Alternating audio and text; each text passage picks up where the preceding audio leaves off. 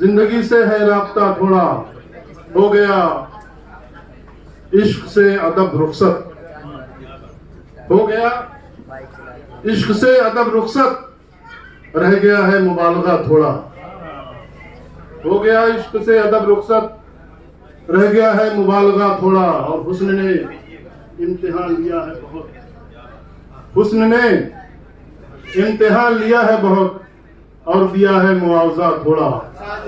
हुस्न ने इम्तिहान लिया है बहुत और दिया है मुआवजा थोड़ा, बट गया घर के सारे फर्द में वो। मैंने देखा दोस्तों कि हमारी जब शादियां होती हैं, हमारी पत्नी, हमारी बीवियां हमारे लिए अकेले होती है, फिर बीवी बच्चे तो हम रिश्ते आ जाते हैं बीच में। तो एक शेर मेरे घर में जब मुझे एहसास हुआ, तो शेर हुआ, शायद आप लोग महसूस करें कि हुस्न ने इम्तिहान लिया है बहुत और दिया है मुआवजा थोड़ा,